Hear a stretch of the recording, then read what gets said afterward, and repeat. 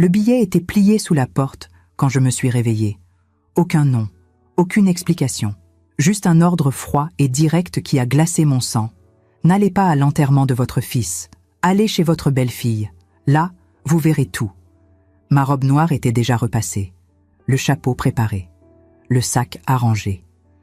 Dans 2 heures, je devais être à l'église Saint-Bruno, à Lyon, recevant les condoléances et faisant semblant d'avoir encore des forces en moi. Mais maintenant, avec ce papier dans les mains, tout s'est effondré. Parce que celui qui écrit quelque chose comme ça sait quelque chose que je ne sais pas. Et ce quelque chose a un rapport avec la mort de mon fils. Je m'appelle Madeleine Arthaud.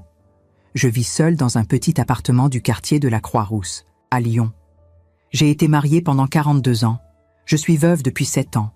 Julien était mon fils unique. Et il y a 3 jours, la police m'a dit qu'il était mort dans un accident entre Valence et Grenoble.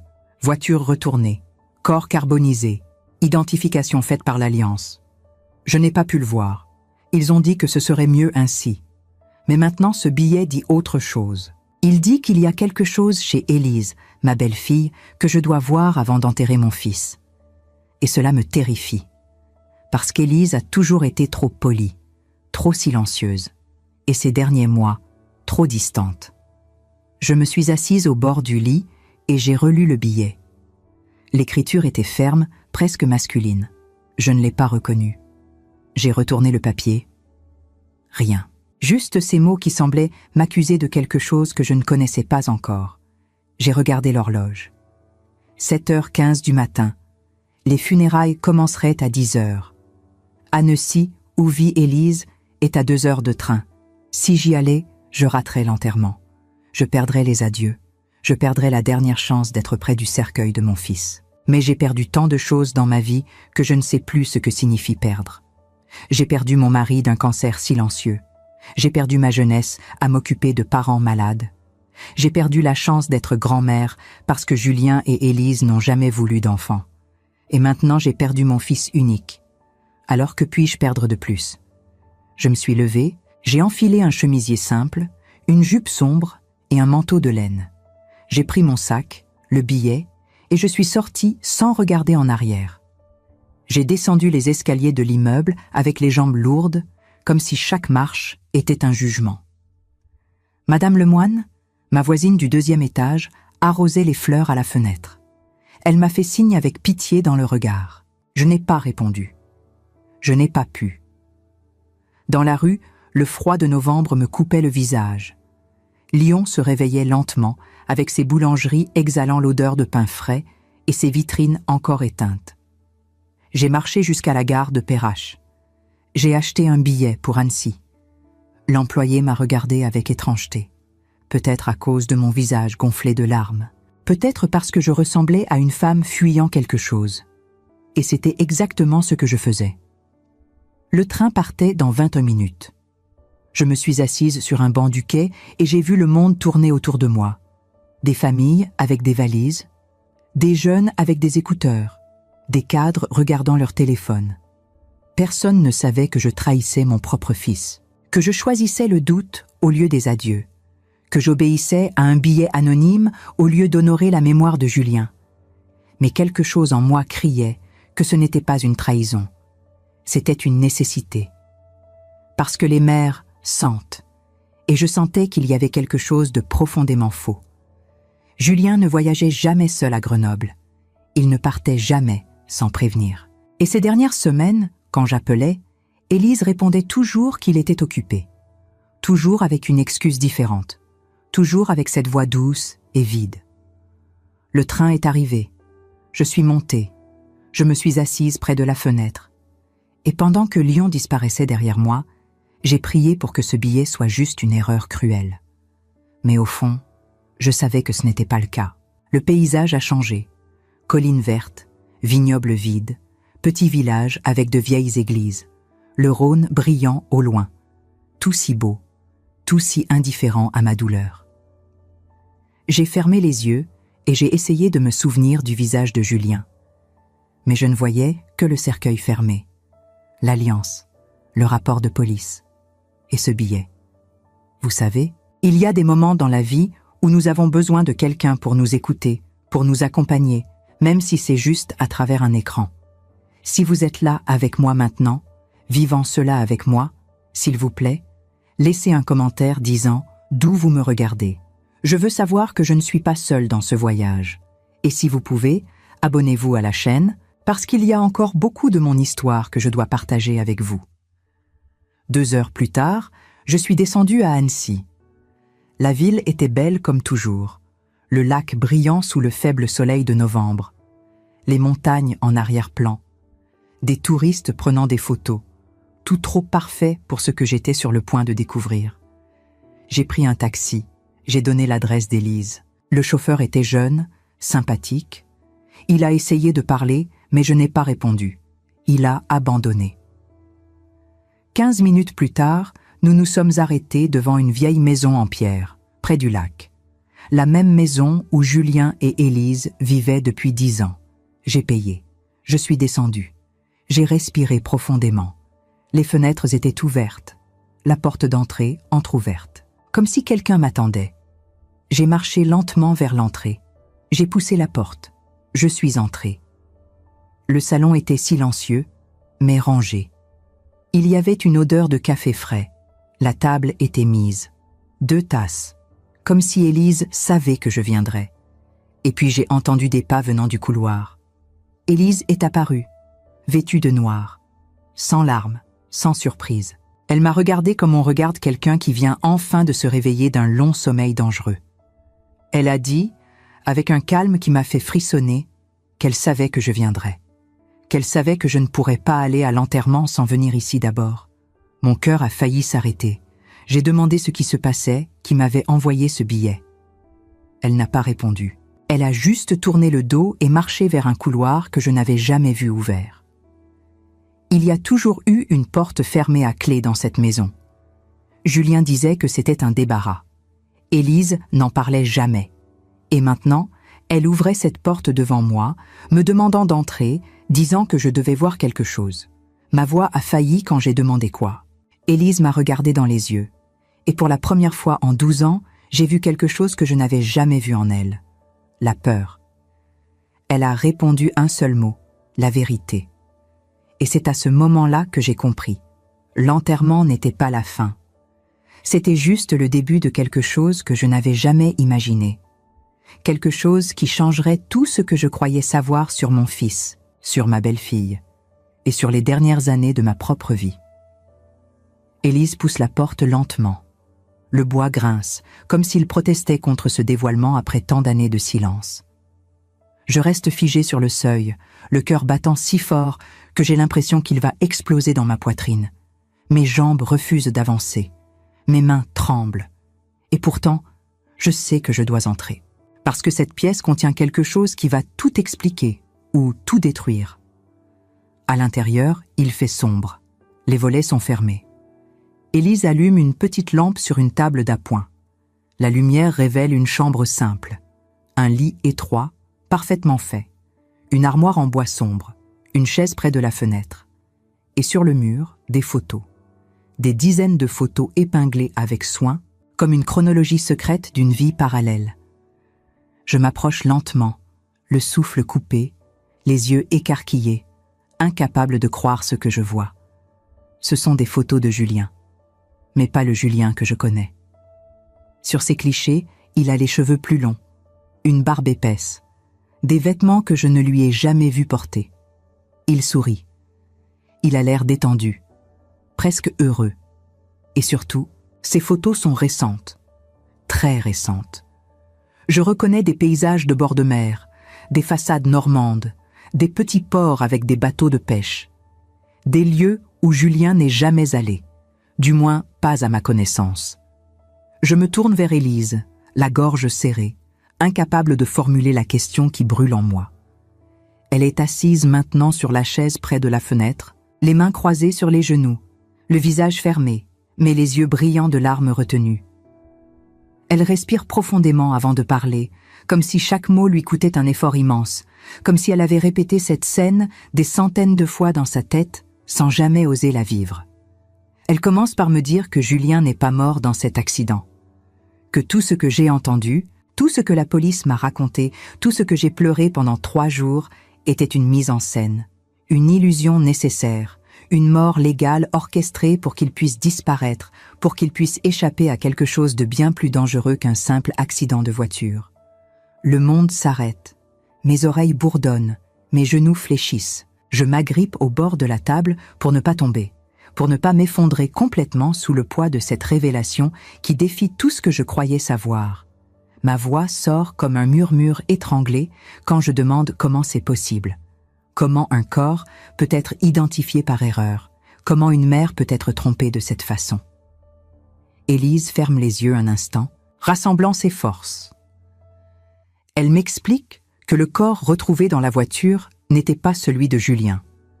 C'était un homme non identifié, un sans-abri retrouvé mort quelques jours plus tôt, dont personne ne réclamait le corps. Julien avait organisé tout cela avec l'aide de quelqu'un de la police, quelqu'un qui lui devait une dette, quelqu'un qui avait accepté de fermer les yeux en échange d'une somme d'argent considérable. L'alliance de Julien avait été placée sur le cadavre pour que l'identification soit rapide, pour que personne ne pose trop de questions, pour que le dossier soit clos avant que quiconque ne creuse trop profondément. Je recule jusqu'à ce que mon dos heurte le mur. Je glisse lentement jusqu'à m'asseoir par terre, mes jambes incapables de me porter plus longtemps. Mes mains couvrent mon visage. Je voudrais crier, pleurer, frapper, mais rien ne sort. Juste un vide immense, un gouffre qui s'ouvre sous mes pieds et menace de m'engloutir. Toutes ces années où j'ai cru connaître mon fils, toutes ces certitudes, toutes ces conversations banales au téléphone, tout s'effondre d'un coup. Élise vient s'asseoir près de moi, sur le sol, comme si elle comprenait que je ne pouvais plus bouger, que j'avais besoin qu'elle soit à ma hauteur, qu'elle partage ce poids écrasant. Elle continue de parler, d'une voix douce mais ferme, me racontant ce que Julien lui avait fait promettre de ne jamais révéler. Il y a 3 ans, Julien avait été impliqué malgré lui dans une affaire de détournement de fonds au sein de son entreprise d'ingénierie à Lyon. Un collègue haut placé, un homme influent avec des relations politiques puissantes, l'avait utilisé comme couverture. Julien avait signé des documents sans vraiment comprendre ce qu'ils contenaient, faisant confiance à son supérieur, croyant qu'il s'agissait de procédures administratives normales. Quand tout avait explosé, quand l'enquête avait commencé, c'est le nom de Julien qui était apparu en premier. Pas celui du vrai coupable. Le collègue avait tout manigancé pour que les traces mènent à Julien, pour qu'il devienne le bouc émissaire parfait. Julien avait essayé de se défendre, de prouver son innocence, mais plus il creusait, plus il réalisait à quel point ces gens étaient de puissants. Ils avaient des avocats redoutables, des juges dans leurs poches, des journalistes prêts à écrire ce qu'on leur dictait. Julien était seul face à une machine bien huilée qui ne voulait qu'une chose, le faire taire. Puis les menaces avaient recommencé. Des lettres anonymes glissées sous la porte, des appels au milieu de la nuit, des voitures qui le suivaient dans les rues de Lyon, des hommes qui le photographiaient à son insu. Et puis, un jour, une photo de moi avait été laissée sur le pare-brise de sa voiture. Moi, sortant de mon immeuble à Croix-Rousse, avec une phrase écrite au dos, « Elle aussi peut disparaître ». Élise avait reçu la même chose, une photo d'elle au marché d'Annecy, avec le même message glaçant. C'est à ce moment-là que Julien avait compris qu'il n'avait pas le choix, qu'il ne pouvait pas continuer à vivre sous son nom sans nous mettre toutes les deux en danger, qu'il devait disparaître pour que nous restions en vie. Alors il avait tout planifié. La voiture, l'accident, le corps, le certificat de décès, tout, avec une précision chirurgicale, avec un courage que je ne lui connaissais pas, avec une détermination froide qui me fait réaliser à quel point je ne savais rien de l'homme qu'il était devenu. Je lève les yeux vers Élise, les larmes coulant librement maintenant, brûlantes et amères. Je lui demande pourquoi elle ne m'a rien dit, pourquoi elle m'a laissé pleurer mon fils pendant 3 jours, pourquoi elle m'a laissé croire que j'avais perdu la seule personne qui me reliait encore à ce monde. Élise baisse les yeux, ses propres larmes commençant à couler, traçant des sillons silencieux sur ses joues pâles. Elle murmure que Julien le lui avait demandé, que Julien voulait que je fasse mon deuil proprement, que je crois vraiment à sa mort pour que personne ne puisse soupçonner la vérité en me voyant, que si je savais, je ne pourrais pas jouer le rôle de la mère endeuillée de façon convaincante, que ma douleur devait être authentique pour être crédible. Et elle avait raison, ma douleur était réelle, ma souffrance était totale, parce que je croyais vraiment avoir perdu mon fils. Et maintenant, je découvre que cette douleur était fabriquée, orchestrée, nécessaire peut-être, mais mensonge quand même. Je ne sais plus si je dois être soulagée ou furieuse, reconnaissante ou trahie. Tout se mélange dans ma tête, un tourbillon d'émotions contradictoires qui me donne envie de vomir. Élise se lève et va chercher une boîte en carton sur l'armoire. Elle la pose devant moi et l'ouvre. À l'intérieur, il y a des lettres, des dizaines de lettres, toutes écrites de la main de Julien, toutes adressées à Élise, toutes datées des derniers 2 ans. Elle m'explique qu'il communiquait ainsi par lettres codées envoyées depuis différentes villes de France pour éviter d'être tracé. Que Julien vivait maintenant sous un autre nom, dans une petite ville côtière de Normandie, travaillant comme menuisier dans un atelier local, loin de tout ce qu'il avait connu. Je prends une des lettres. L'écriture est bien celle de Julien. C'est T, barré de cette façon caractéristique, c'est A, légèrement penché. Je lis quelques lignes. Il parle de la mer, du vent, du bruit des vagues qui l'aident à dormir la nuit. Il dit qu'il pense à nous tous les jours, qu'il regrette, qu'il n'avait pas le choix, qu'il espère qu'un jour, peut-être, quand tout sera fini, il pourra revenir. Mais pas maintenant, pas encore, peut-être jamais. Je referme la lettre, incapable de continuer. Mon fils est vivant, mais il est mort quand même. Il respire quelque part, mais je ne peux pas le voir. Il existe, mais pas pour moi. C'est une torture plus cruelle que la mort elle-même. Parce que la mort, au moins, est définitive. On pleure, on souffre, mais on finit par accepter. Tandis que là, je dois vivre avec l'idée qu'il est quelque part, à quelques heures de train peut-être, vivant sa vie sans moi, sans pouvoir me contacter, sans pouvoir me serrer dans ses bras. Élise me regarde avec une compassion douloureuse. Elle me dit que Julien voulait que je sache la vérité, mais seulement après le funéral. Que c'est lui qui a écrit le billet, qu'il savait que je ne pourrais pas assister à l'enterrement sans savoir, que ce serait trop dur, que je méritais de comprendre avant de dire au revoir à une tombe vide.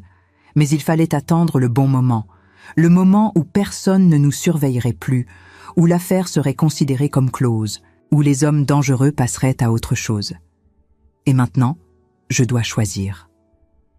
Élise me le dit clairement, sans détour, avec une honnêteté brutale qui me coupe le souffle. Je peux aller voir Julien. Élise connaît l'adresse. Elle peut m'y emmener. Je peux le serrer dans mes bras, lui parler, passer quelques heures avec lui. Mais si je fais ça, je devrais garder le secret pour toujours. Je devrais continuer à jouer le rôle de la mère endeuillée. Je devrais mentir à tout le monde, à mes amis, à mes voisins, au père de l'église. Je devrais vivre avec ce mensonge jusqu'à ma mort. Ou je peux partir maintenant, retourner à Lyon, assister au funéral qui a probablement déjà commencé, pleurer sur un cercueil vide, faire mon deuil proprement, laisser Julien vivre sa nouvelle vie sans moi, le protéger en restant ignorante, en étant qu'une mère qui a perdu son fils, rien de plus. C'est peut-être le plus grand acte d'amour que je puisse faire pour lui. Accepter sa mort, même si elle est fausse, pour qu'il puisse vivre, même si c'est loin de moi. Je reste assise là, sur le sol froid de cette chambre secrète, entourée de photos d'un fils que je ne reconnais plus, tenant dans mes mains des lettres qui prouvent qu'il est vivant mais inaccessible. Le temps s'écoule sans que je m'en rende compte. Élise ne dit rien. Elle me laisse digérer tout cela, respectant mon silence, comprenant que cette décision ne peut être prise à la légère. Je finis par me lever, les jambes encore tremblantes, mais plus stables qu'avant. Élise me regarde avec une expression indéchiffrable, attendant ma décision sans me presser, sans me juger. Je marche jusqu'à la fenêtre et ouvre les volets. La lumière du jour envahit la pièce, révélant encore plus de détails que je n'avais pas remarqués dans la pénombre. Sur une étagère, il y a des livres. Des livres sur le travail du bois, sur la navigation, sur la vie en bord de mer. Des livres que Julien n'aurait jamais lus avant, lui qui était ingénieur, lui qui passait ses journées devant des écrans et des plans techniques. Il est devenu quelqu'un d'autre, pas seulement en apparence, mais en profondeur. La lumière révèle aussi d'autres objets personnels que je n'avais pas vus auparavant. Sur le rebord de la fenêtre, il y a une petite sculpture en bois représentant un bateau de pêche. Le travail est minutieux, délicat, presque artistique. Je la prends dans mes mains et la tourne lentement, admirant chaque détail. C'est l'œuvre de quelqu'un qui a passé des heures à perfectionner son art, quelqu'un qui a trouvé dans le travail manuel une forme de méditation, peut-être même de thérapie. Est-ce que Julien a fait cela? Mon fils, qui ne savait même pas planter un clou droit il y a quelques années, a-t-il vraiment créé cette merveille? Je repose doucement la sculpture et continue mon exploration visuelle de la pièce. Sur le mur opposé, il y a un calendrier. Pas un calendrier ordinaire, mais un où certaines dates sont marquées d'un petit point rouge. Je m'approche pour mieux voir. Les points rouges apparaissent de manière irrégulière, parfois avec plusieurs semaines d'intervalle, parfois plus rapprochés. Je me demande ce qu'ils signifient. Des jours où il pensait particulièrement à nous, des jours où il avait failli craquer et tout abandonner. Des anniversaires, peut-être? Le mien est marqué, celui d'Élise aussi, et celui de la mort de son père. Je me tourne vers Élise et je lui demande si Julien est heureux, si cette nouvelle vie, aussi isolée et précaire soit-elle, lui apporte au moins un peu de paix. C'est une question que je redoutais de poser, parce que je ne suis pas sûre de vouloir entendre la réponse. Mais j'ai besoin de savoir. J'ai besoin de comprendre si le sacrifice qu'il a fait, si la douleur qu'il nous a infligée à tous, en valait la peine. Élise hésite avant de répondre, pesant chaque mot avec soin, comme si elle marchait sur des œufs. Elle se lève et vient se placer à côté de moi près de la fenêtre. Nous regardons toutes les deux le lac d'Annecy qui scintille au loin, cette beauté paisible qui contraste tellement avec la tempête qui fait rage dans mon cœur. Elle commence à parler, doucement, presque dans un murmure, me disant que Julien ne parle pas beaucoup de bonheur dans ses lettres. Il parle plutôt de survie, de soulagement, de cette sensation étrange de pouvoir respirer sans regarder constamment par-dessus son épaule, sans sursauter à chaque bruit inhabituel, sans se demander si chaque voiture garée dans la rue contient quelqu'un qui l'observe. Mais il parle aussi de solitude, d'une solitude qui le ronge de l'intérieur, qui le réveille la nuit, qui le fait parfois pleurer dans l'obscurité de sa petite maison normande. Il parle de l'absence, de moi, de tout ce qu'il a laissé derrière lui. Des dimanches où nous déjeunions ensemble, des conversations banales qui lui manquent terriblement maintenant, des petits rituels familiaux qui tissaient le quotidien et qui semblent si précieux maintenant qu'ils ont disparu. Il parle de la culpabilité qui ne le quitte jamais, cette voix dans sa tête qui lui rappelle constamment qu'il a fait souffrir les personnes qu'il aime le plus au monde. Cette réponse me brise encore plus, parce que je réalise que Julien souffre autant que moi, peut-être même plus. Il n'a pas seulement perdu sa vie, son identité, sa carrière, ses amis, son confort. Il a perdu sa famille.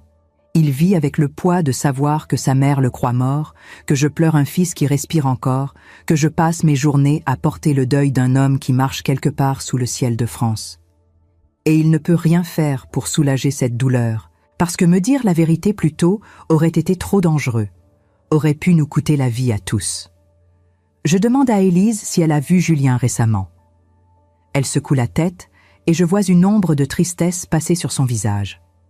La dernière fois, c'était il y a 6 mois, juste après qu'il ait envoyé la lettre annonçant son plan final, celui de l'accident simulé. Elle était allée le voir en Normandie, dans sa petite maison près du port de Honfleur. Ils avaient passé un week-end ensemble, sachant que ce serait la dernière fois avant longtemps, peut-être pour toujours.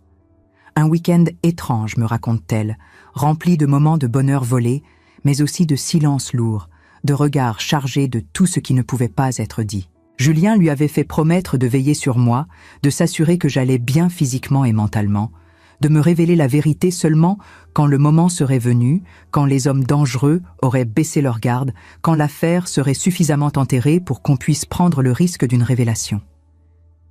Élise me confie qu'elle avait voulu me dire la vérité tant de fois. Chaque fois qu'elle me voyait pleurer, chaque fois qu'elle m'entendait parler de Julien au passé, chaque fois qu'elle devait participer à cette mascarade, quelque chose se déchirait en elle. Mais elle avait promis, et elle tient toujours ses promesses. Et le moment est venu. Maintenant. Aujourd'hui. Pendant que Lyon enterre un cercueil vide, pendant que des gens que je connais depuis des années se rassemblent dans l'église Saint-Bruno pour me présenter leurs condoléances, pendant que le prêtre récite des prières pour le repos de l'âme de mon fils, pendant que l'orgue joue des hymnes funèbres, je suis là, dans une maison à Annecy, découvrant que tout est mensonge, que tout ce théâtre macabre n'est qu'une illusion nécessaire, que la mort elle-même peut être mise en scène quand la survie l'exige. Je m'assois sur le lit. Le matelas est ferme. Le couvre-lit sentant légèrement la lavande. Cette odeur apaisante qui semble complètement déplacée dans ce moment de chaos émotionnel. Je caresse le tissu doucement, cherchant un ancrage dans le monde physique, alors que mon monde intérieur s'effondre et se reconstruit en même temps. Je me demande si Julien est déjà venu dans cette chambre, s'il a dormi dans ce lit lors de ses visites clandestines à Élise avant de disparaître complètement. Je me demande ce qu'il ressentait en sachant qu'il allait devoir abandonner tout ce qu'il connaissait, tout ce qu'il aimait, toute son existence construite pendant plus de 40 ans. Comment on se prépare mentalement à effacer sa propre existence? Comment on fait ses adieux silencieux à une vie entière? Comment on trouve le courage de tout recommencer à zéro, seul, sous un faux nom, dans un endroit où personne ne vous connaît? Élise s'assoit à côté de moi. Le matelas s'enfonce légèrement sous son poids. Elle sort une autre enveloppe de la poche intérieure de sa veste noire. Une enveloppe que je n'avais pas encore vue, plus épaisse que les autres. Le papier légèrement jauni, comme s'il avait été manipulé de nombreuses fois. Elle me la tend avec une délicatesse presque cérémonielle, me disant que Julien l'a écrite spécialement pour moi, au cas où je viendrais ici, au cas où je choisirais de savoir la vérité plutôt que de l'ignorer confortablement. Elle devait me la donner seulement après m'avoir tout expliqué, après m'avoir laissé le temps de digérer l'information, après s'être assurée que je pouvais supporter ce poids supplémentaire. Je prends l'enveloppe. Elle est lourde dans mes mains, chargée de plus que du simple papier. Mes mains tremblent tellement que je peine à l'ouvrir. Mes doigts, engourdis par l'émotion, ne m'obéissent plus vraiment. Finalement, après plusieurs tentatives maladroites, je réussis à déchirer le papier. À l'intérieur, il y a 3 pages écrites de la main de Julien. Son écriture est un peu différente de celle que je connais, plus serrée, plus nerveuse, avec des lettres qui se bousculent parfois, comme s'il avait écrit cette lettre dans un moment de grande émotion, peut-être tard dans la nuit, peut-être les larmes aux yeux, peut-être en sachant que ces mots seraient les derniers qu'il pourrait m'adresser avant très longtemps. Je commence à lire, et chaque mot me transperce le cœur comme une lame fine et glacée. Il commence par me dire qu'il est désolé, tellement désolé que les mots lui semblent insuffisants, dérisoires face à l'ampleur de ce qu'il a fait. Désolé de me faire souffrir, désolé de ne pas avoir été assez fort pour trouver une autre solution, désolé de me laisser seule alors que j'avais déjà perdu papa il y a 7 ans, désolé d'être devenu un fantôme vivant qui hante les rêves de sa propre mère. Il m'explique comment tout a commencé, comment il s'est retrouvé piégé dans cette situation sans le vouloir, sans même comprendre au début ce qui se passait vraiment. Il décrit son collègue, cet homme charmant en apparence, respecté dans l'entreprise, membre du Rotary Club, père de famille irréprochable qui cachait derrière cette façade une corruption profonde et un réseau d'influence malsaine. Il me raconte comment il a été manipulé, comment on lui a fait signer des documents en lui disant que c'était de la routine administrative, comment sa confiance et sa naïveté ont été exploitées. Il me parle de la peur qui l'empêchait de dormir, de ces nuits blanches où il restait assis dans son lit, les yeux grands ouverts, écoutant chaque bruit dans la rue, se demandant si quelqu'un allait venir le chercher. Il me décrit les cauchemars qui le hantaient, ces images terrifiantes où il me voyait en danger à cause de lui, où il voyait Élise blessée, où il voyait tout ce qu'il aimait détruit par sa seule existence. Il me parle de cette certitude qui a grandi en lui jour après jour, jusqu'à devenir une évidence insupportable. S'il restait, je finirais par payer le prix de ses erreurs involontaires. Il ne pouvait pas vivre avec cette idée. Il préférait mourir, ou du moins faire semblant, plutôt que de me mettre en danger. Il me dit aussi qu'il comprendra si je ne peux pas lui pardonner. Que mentir à sa propre mère, même pour la protéger, reste un mensonge d'une violence inouïe. Que me laisser pleurer sa mort alors qu'il est vivant, Me laisser organiser des funérailles, recevoir des condoléances, porter le deuil d'un fils qui respire encore, est peut-être la chose la plus cruelle qu'il ait jamais faite, la pire trahison qu'un enfant puisse infliger à sa mère. Mais il me supplie de comprendre qu'il n'avait pas le choix, que c'était ça ou risquer de me perdre pour de vrai, de voir mon nom dans les journaux, de me savoir en danger permanent. Puis il me parle de sa nouvelle vie avec plus de détails qu'Élise ne l'avait fait. Il me raconte la petite ville côtière où il vit maintenant, un endroit qu'il ne nomme pas dans la lettre par prudence, mais qu'il décrit avec une tendresse inattendue. Il me parle des gens simples et bienveillants qui l'ont accueilli sans poser de questions, qui ont accepté son histoire inventée de toutes pièces sur un divorce difficile et un besoin de recommencer ailleurs. Il me décrit le vieil artisan qui lui a appris le métier de menuisier, un homme de 75 ans aux mains noueuses, mais encore habile, qui lui a transmis son savoir avec patience et générosité. Il me raconte le travail manuel qui l'aide à se vider l'esprit, comment poncer le bois pendant des heures peut devenir une forme de méditation, comment créer quelque chose de beau avec ses mains lui donne un sentiment d'accomplissement qu'il n'avait jamais connu dans son ancien travail d'ingénieur. Il me parle des longues promenades sur la plage au coucher du soleil, quand les touristes sont partis, et qu'il peut marcher seul avec le bruit des vagues pour seule compagnie, regardant l'horizon infini et pensant à tout ce qu'il a perdu. Il me dit qu'il pense à moi tous les jours, pas seulement parfois, pas seulement dans les grands moments, mais tous les jours, plusieurs fois par jour, quand il se réveille le matin, quand il boit son café, quand il travaille le bois, quand il marche sur la plage, quand il se couche le soir. Il se demande ce que je fais à chaque instant, si je vais bien, si je mange correctement, si je prends soin de moi, si je sors de mon appartement, si je vois encore mes amis, si je ris encore parfois comme avant. Il me dit qu'il garde près de lui une photo de nous deux, prise lors de mon 60e anniversaire au restaurant Le Bouchon des Filles, et qu'il lui parle parfois quand la solitude devient trop lourde, quand le poids du secret menace de l'écraser. À la fin de la lettre, après ces pages chargées d'émotions et de confessions, il me pose une question qui va déterminer toute la suite de nos vies.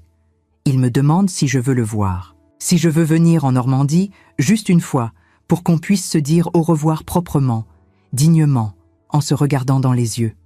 Pas pour toujours, précise-t-il avec une honnêteté déchirante. Parce qu'il ne peut pas me promettre de rester en contact régulier, parce que chaque communication représente un risque, parce que la technologie laisse des traces et que les hommes dangereux ont de longs bras et de longues mémoires. Mais il veut que je sache qu'il va bien, du moins aussi bien que possible dans les circonstances. Il veut que je puisse voir de mes propres yeux qu'il est vivant, en chair et en os, qu'il n'est pas juste un fantôme ou une illusion. Il veut que je puisse toucher son visage, sentir sa présence physique, être certaine que ce n'est pas un rêve ou une hallucination cruelle. Il veut me donner cette certitude, ce cadeau étrange et douloureux de savoir que mon fils respire encore quelque part sous le ciel de France. Mais il me prévient aussi des conséquences. Venir le voir signifie accepter de porter ce secret pour le reste de ma vie. Signifie mentir à tout le monde, y compris à mes amis les plus proches, y compris aux gens qui m'ont soutenu pendant ces jours terribles. Signifie vivre avec ce poids, cette double réalité schizophrénique où mon fils est mort pour le monde, mais vivant dans mon cœur. Signifie participer activement à cette mascarade, devenir complice de cette illusion, porter ce masque de veuve endeuillée pour toujours. Il me dit qu'il ne m'en voudra pas si je choisis de ne pas venir, si je préfère garder l'image que j'avais de lui, l'image du Julien d'avant, plutôt que de rencontrer l'homme qu'il est devenu, cet étranger avec une barbe épaisse et des mains calleuses qui porte son nom mais qui n'est plus vraiment lui. Il me dit qu'il respectera mon choix, quel qu'il soit. Que je choisisse de le revoir ou de continuer à le croire mort, il comprendra. Il ne jugera pas. Il acceptera ma décision comme la preuve ultime de mon amour maternel, parce que chaque choix est un sacrifice. Le revoir, c'est accepter de mentir pour le protéger. Ne pas le revoir, c'est accepter de vivre dans l'ignorance pour préserver ma propre paix intérieure. Les deux chemins sont douloureux. Les deux chemins demandent du courage. Il ne peut pas choisir pour moi. Je replie la lettre lentement, avec une délicatesse infinie, comme si elle était la chose la plus précieuse au monde. Et peut-être qu'elle l'est. Les larmes coulant sans interruption maintenant, traçant des sillons chauds sur mes joues froides. Élise me tend un mouchoir brodé que j'accepte avec reconnaissance. Je m'essuie les yeux, me mouche, essaie de reprendre contenance. Mais c'est impossible. Comment rester calme quand on vient de découvrir que son fils est vivant mais inaccessible? Comment choisir entre le revoir une dernière fois et préserver sa sécurité en restant dans l'ignorance? Comment peser ces deux options impossibles sur la balance détraquée de mon cœur brisé? Je regarde Élise et je lui demande ce qu'elle ferait à ma place. C'est une question injuste, je le sais, mais j'ai besoin d'un point de référence, d'une opinion extérieure, de quelque chose pour m'aider à voir clair dans ce brouillard émotionnel. Elle sourit tristement, un sourire qui ne monte pas jusqu'à ses yeux, en me disant qu'elle s'est posé cette question des centaines de fois depuis 2 ans, qu'elle a tourné et retourné le problème dans sa tête pendant des nuits entières, qu'elle a imaginé tous les scénarios possibles, toutes les conséquences de chaque choix, qu'elle ne sait pas ce qu'elle ferait si c'était son fils, si c'était sa famille, si c'était sa vie qui basculait ainsi.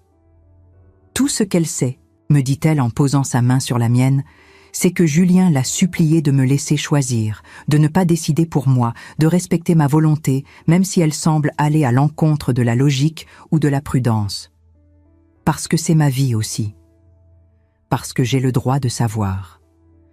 Parce que je mérite de faire ce choix moi-même, avec toutes les informations en main, sans manipulation, sans pression, juste avec mon cœur et ma conscience. Je me lève et marche de nouveau vers la fenêtre.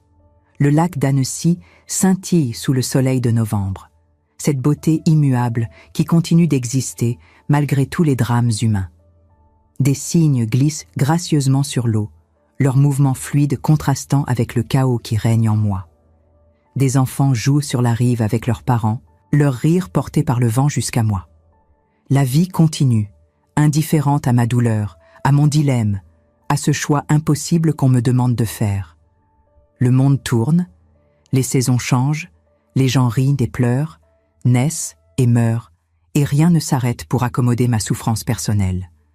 Je pense aux funérailles qui se déroulent en ce moment même à Lyon. Je pense au cercueil vide dans l'église Saint-Bruno, aux fleurs blanches qui le recouvrent, aux bougies qui brûlent, aux prières qui s'élèvent vers un ciel indifférent. Je pense à tous ces gens venus me soutenir, venus honorer la mémoire de Julien, sans savoir qu'il n'y a rien à honorer parce qu'il n'y a pas de mort.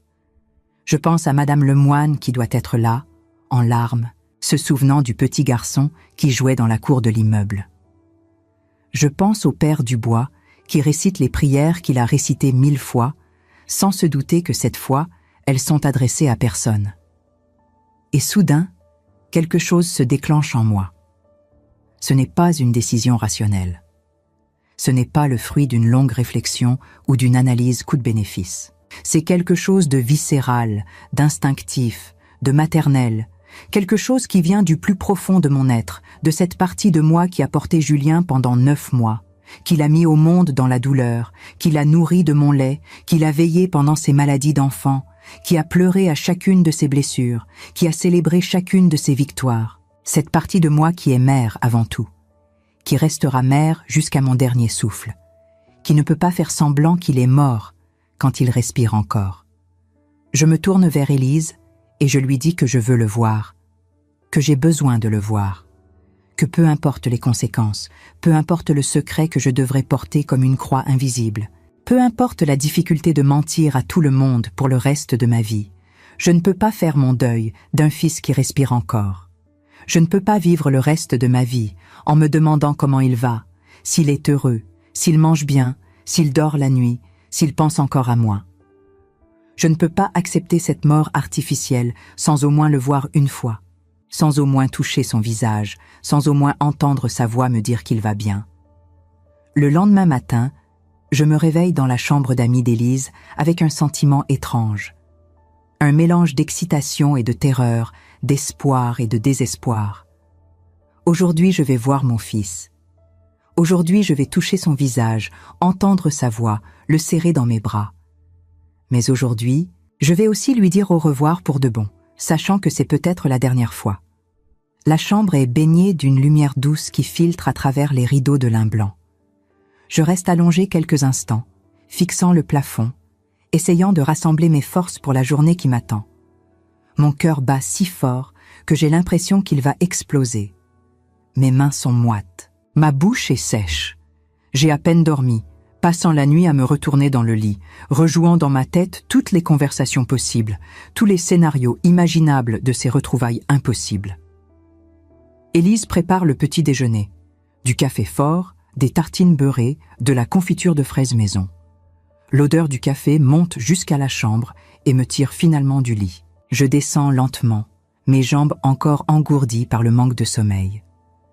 La cuisine est inondée de soleil matinal. Élise est déjà habillée, vêtue d'un pull simple et d'un jean. Elle a les traits tirés, comme si elle aussi avait peu dormi. Nous échangeons un regard qui dit tout sans rien dire. Je mange peu, l'estomac noué par l'anxiété. Chaque bouchée semble peser une tonne. Chaque gorgée de café brûle ma gorge serrée. Élise ne parle pas beaucoup non plus. Elle vérifie plusieurs fois son téléphone, comme si elle attendait une confirmation ou craignait un changement de plan de dernière minute. Ses doigts tapotent nerveusement sur la table. Je vois qu'elle aussi porte le poids de cette journée, qu'elle comprend l'ampleur de ce qui va se passer. Finalement, vers 8 heures, nous prenons la route. Élise conduit sa vieille Peugeot grise. Je m'installe sur le siège passager, attachant ma ceinture avec des gestes mécaniques. Je regarde le paysage défiler sans vraiment le voir, perdu dans mes pensées qui tourbillonnent sans fin. Les montagnes s'éloignent derrière nous, les villages défilent. Les panneaux routiers indiquent des directions qui ne signifient rien pour moi en ce moment. Tout ce qui compte, c'est la destination finale. Le trajet jusqu'en Normandie prend environ 7 heures. Nous traversons la France comme si nous traversions plusieurs pays différents. Des régions que je ne connais pas, des paysages qui changent progressivement. Les Alpes laissent place aux collines du centre, puis aux plaines vallonnées, puis finalement au bocage normand. Des petites villes endormies où nous nous arrêtons brièvement pour faire le plein d'essence. Des champs à perte de vue où paissent des vaches tranquilles, ignorant le drame humain qui se déroule dans la voiture qui passe. Élise met de la musique classique, sans doute pour combler le silence pesant qui menace de nous étouffer. Du Chopin, je crois. Des nocturnes mélancoliques qui semblent parfaitement adaptés à mon état d'esprit. Je ferme les yeux par moments, essayant de me préparer mentalement à ce qui va suivre. Mais comment se prépare-t-on à revoir un fils qu'on croyait mort? Comment trouve-t-on les mots justes pour ces retrouvailles impossibles? Comment fait-on pour ne pas s'effondrer complètement au premier regard? Nous faisons une pause vers midi dans une aire d'autoroute quelconque. Élise insiste pour que je mange quelque chose, mais je ne peux avaler qu'un sandwich et quelques gorgées d'eau.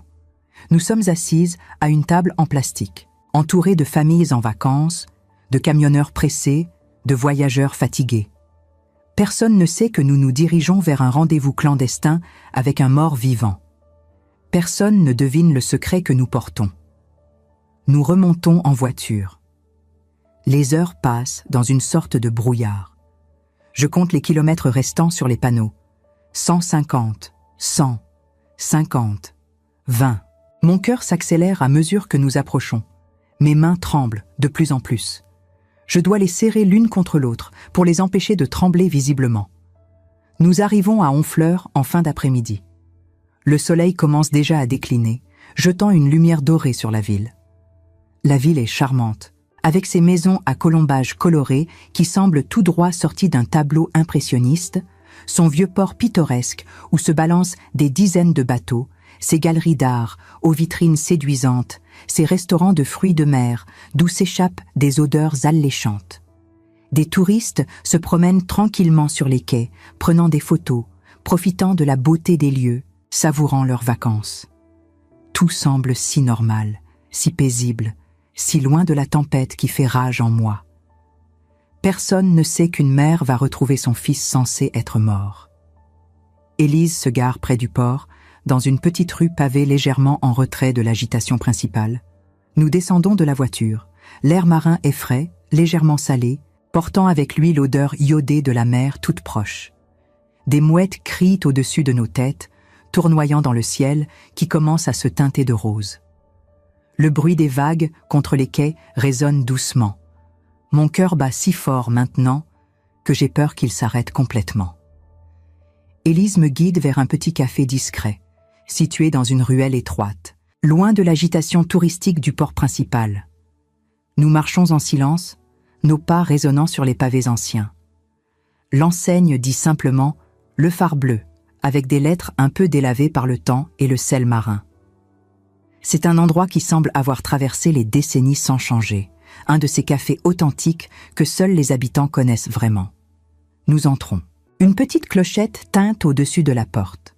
L'intérieur est chaleureux, avec des murs en bois sombre patinés par les années, des tables rustiques en chêne massif, des chaises dépareillées mais confortables, des photos anciennes en noir et blanc de bateaux et de pêcheurs accrochés au mur dans des cadres simples. Une odeur de café et de tarte aux pommes flotte dans l'air. Il n'y a presque personne à cette heure. Un couple âgé dans un coin, plongés dans leur conversation à voix basse, leurs mains ridées entrelacées sur la table.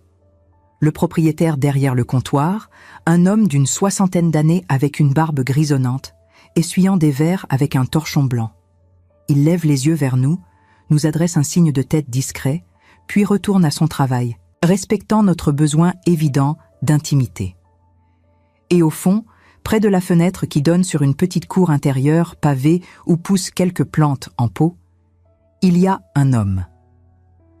Un homme avec des cheveux châtains devenus plus longs, attachés en queue de cheval basse, une barbe épaisse qui cache en partie son visage, un pull en laine épais de couleur bleu marine.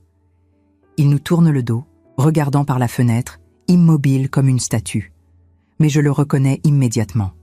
Malgré les changements, malgré les cheveux, malgré la barbe, c'est sa posture. La façon dont il penche légèrement la tête vers la gauche quand il réfléchit, un tic qu'il a depuis l'enfance. La forme de ses épaules, un peu tombante. La manière dont ses mains sont posées sur la table, les doigts légèrement écartés. C'est lui. C'est Julien. Mon fils. Mon petit garçon devenu homme. Mon enfant que je croyais avoir perdu pour toujours. Mes jambes se dérobent sous moi. Je dois m'appuyer contre le mur pour ne pas tomber. Élise me soutient discrètement par le coude, me donnant la force de faire les quelques pas qui nous séparent de lui. Nous avançons lentement vers la table. Chaque pas semble durer une éternité. Le parquet craque légèrement sous nos pieds. L'homme se raidit imperceptiblement, comme s'il sentait notre présence avant même de nous voir. Il se retourne lentement, comme s'il redoutait autant que désirait ce moment. Nos regards se croisent. Et là, le temps s'arrête. Le monde entier disparaît. Il n'y a plus que lui et moi, que ce regard qui nous relie, que cette reconnaissance mutuelle qui traverse les mois de séparation et de mensonges. Ses yeux sont les mêmes yeux noisettes que je connais depuis sa naissance, depuis la première fois où je l'ai tenu dans mes bras à la maternité de l'Hôtel-Dieu à Lyon, il y a 43 ans. Les mêmes yeux qui me regardaient avec confiance absolue quand il était petit garçon et qu'il tombait en courant, cherchant mon réconfort. Les mêmes yeux qui brillaient d'ambition et de détermination quand il parlait de ses projets d'ingénieur, de ses rêves de construire des ponts et des bâtiments. Les mêmes yeux qui se sont remplis de larmes incontrôlables le jour où son père est mort, quand nous nous sommes tenus tous les deux devant la tombe fraîchement creusée. Ces yeux-là n'ont pas changé. Et c'est à cela que je m'accroche pour ne pas perdre pied complètement, pour ne pas m'effondrer sur le sol de ce petit café. Il se lève lentement, avec une hésitation presque douloureuse à voir. Il est plus maigre qu'avant, ses joues creusées, ses pommettes plus saillantes. Il est plus bronzé aussi, comme quelqu'un qui passe beaucoup de temps dehors, exposé au vent et au soleil de la côte. Il porte des vêtements simples, usés par le travail, bien loin des costumes élégants sur mesure qu'il portait à Lyon pour ses réunions professionnelles. Ses mains sont calleuses maintenant, marquées par le travail manuel. Les ongles courts et propres, mais les doigts légèrement tachés par le vernis à bois. C'est un autre homme, physiquement. Mais c'est quand même mon fils, mon Julien, mon enfant. Nous restons là, debout, l'un en face de l'autre, à moins de 2 mètres de distance, mais séparés par un gouffre invisible, sans savoir comment commencer, comment briser ce silence chargé d'émotions. Ses lèvres tremblent. Ses yeux se remplissent de larmes qui commencent à couler silencieusement sur ses joues, se perdant dans sa barbe. Je sens mes propres larmes monter, brûlantes et irrépressibles. Puis, sans réfléchir, guidé par un instinct maternel plus fort que toute retenue, je fais les 3 pas qui nous séparent et je le prends dans mes bras. Je le serre fort, tellement fort que je crains presque de lui faire mal, de le briser tant il semble fragile malgré sa stature. Mes bras l'enveloppent complètement. Ma tête se pose contre sa poitrine. J'entends son cœur battre follement, aussi vite que le mien. Il m'enlace à son tour, ses bras puissants mais tremblants se refermant autour de moi, et je sens qu'il tremble de tout son corps, secoué par des sanglots silencieux.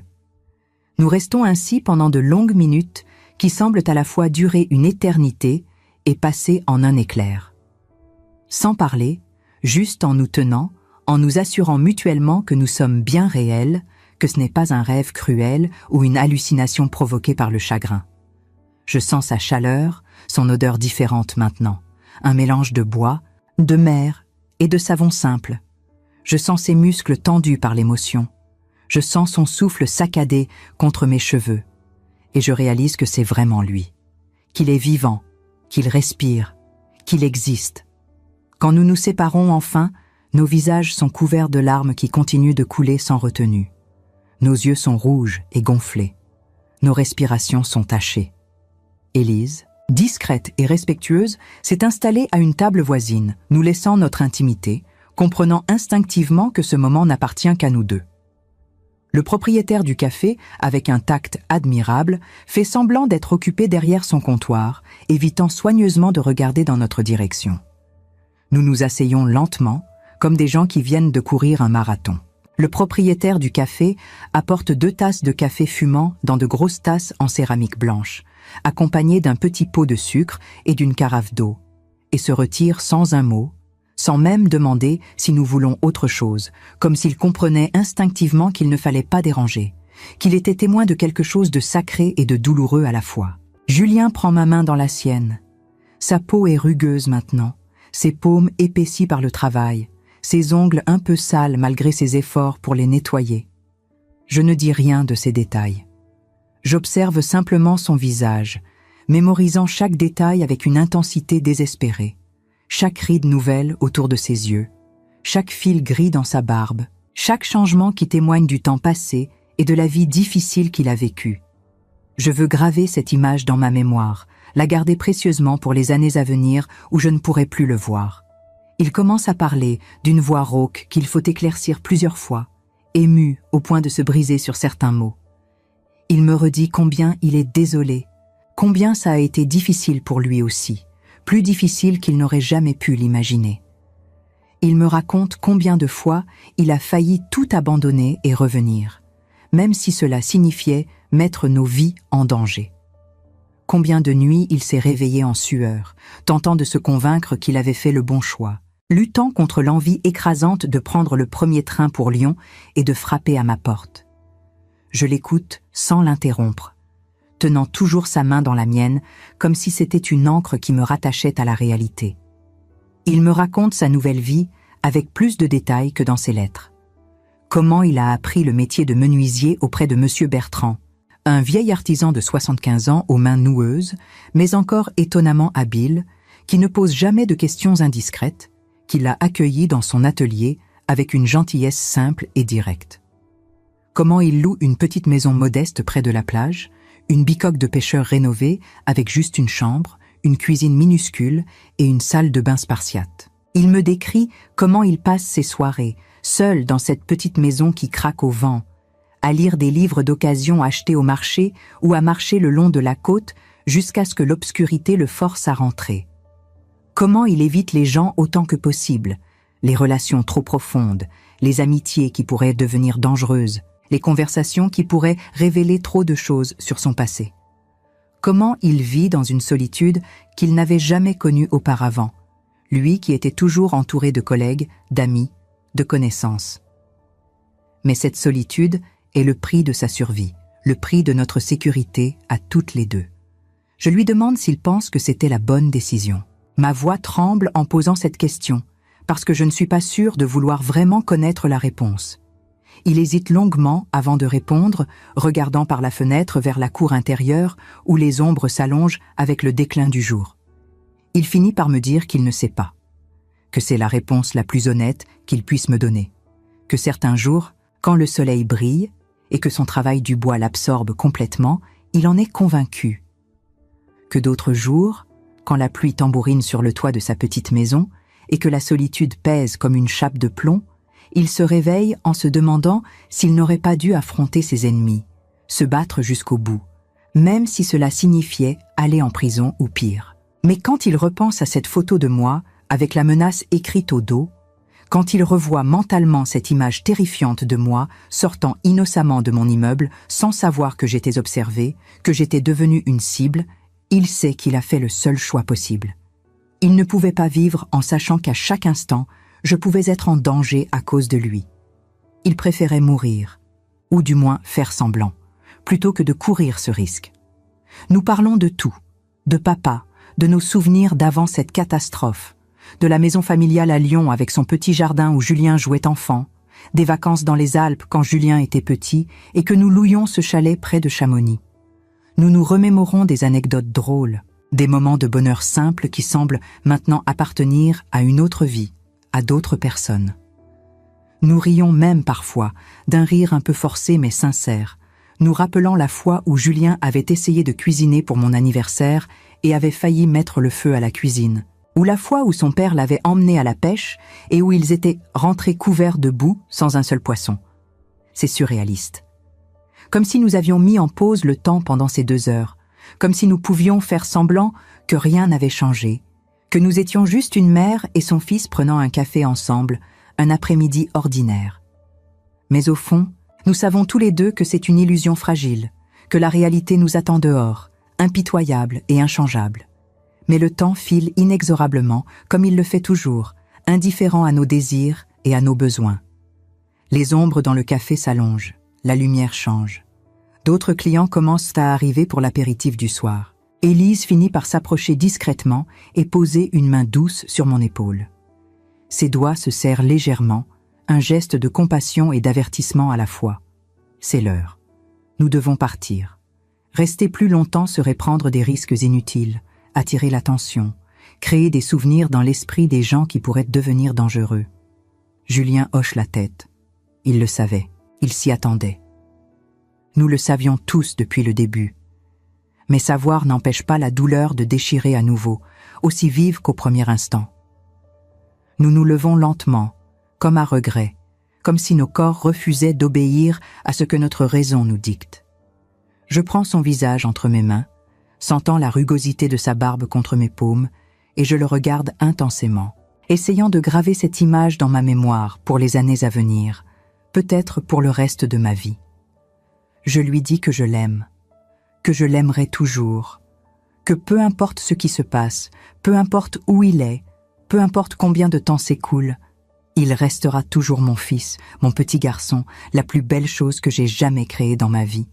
Il pleure ouvertement maintenant, sans retenue, sans honte, les larmes coulant librement dans sa barbe, son visage déformé par le chagrin.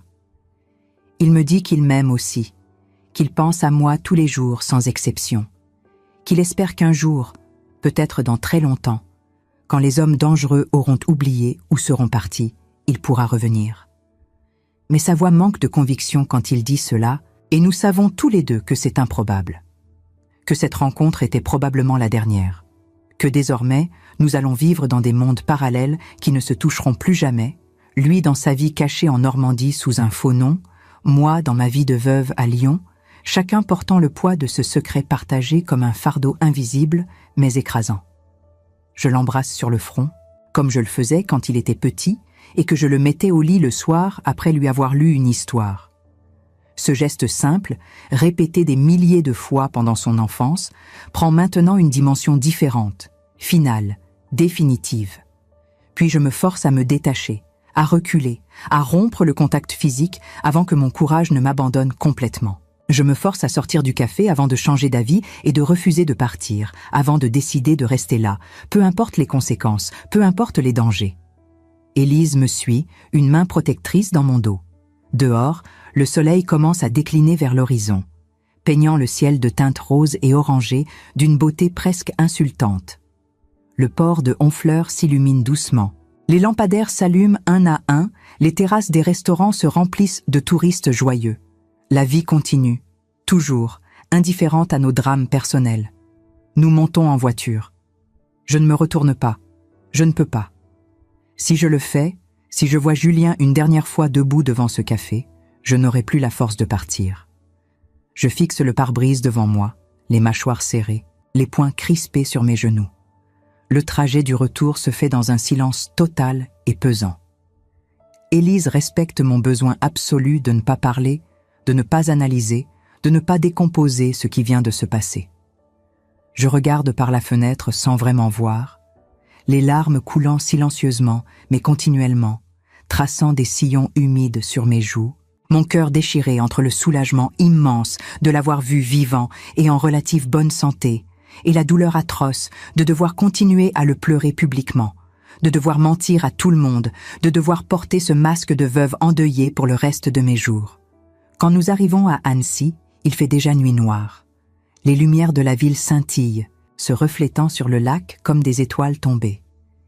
Élise me propose de rester encore une nuit, de me reposer avant le long voyage de retour vers Lyon. Mais je refuse doucement, mais fermement. Je veux rentrer chez moi.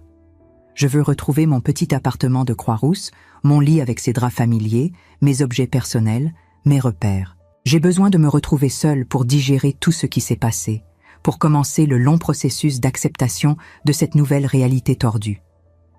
Élise me conduit à la gare d'Annecy. Le train de nuit part dans 20 minutes.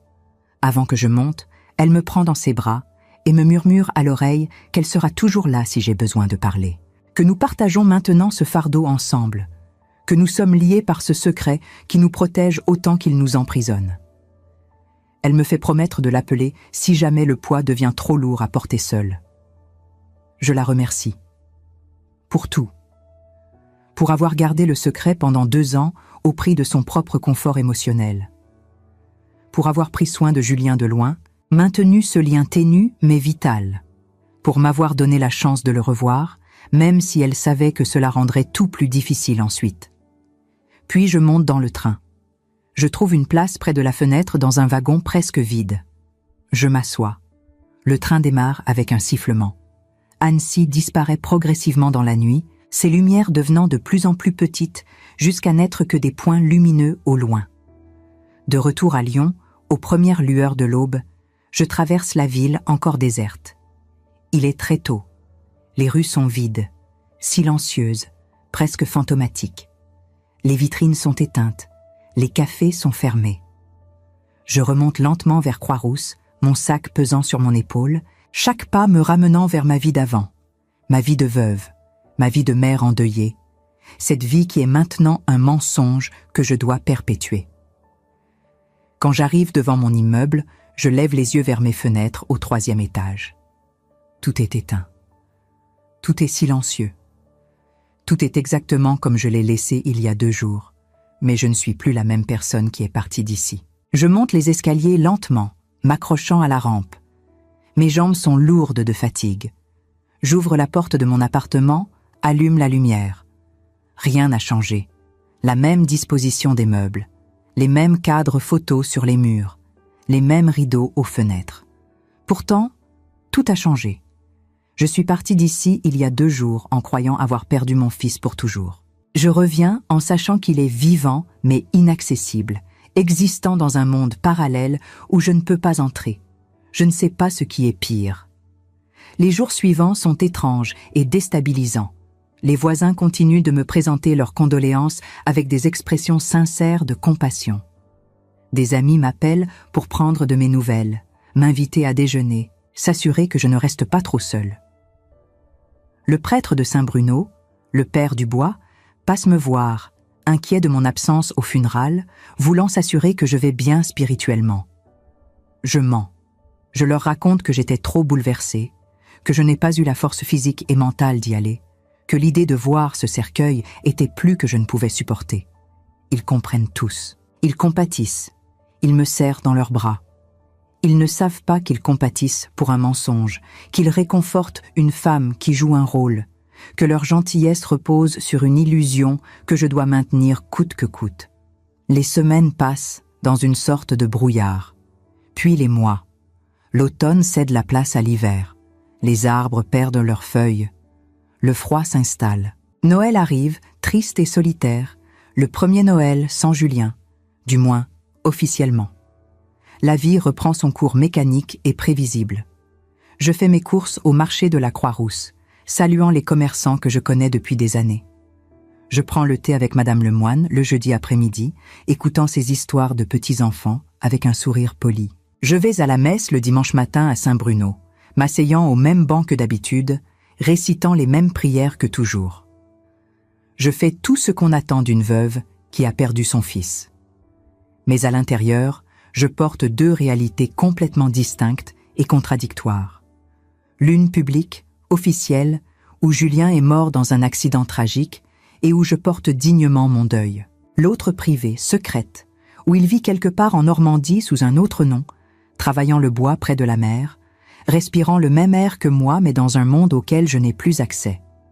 Parfois, la nuit, quand le silence de l'appartement devient trop lourd, je relis la lettre qu'il m'a écrite, touchant le papier comme si je pouvais toucher sa main. Je regarde les photos qu'Élise m'a données en cachette, ces clichés volés d'une vie parallèle. Je me remémore chaque seconde de ces 2 heures passées ensemble au phare bleu, rejouant chaque conversation, chaque regard, chaque geste. Et je pleure. Mais ce ne sont plus des larmes de deuil traditionnelles.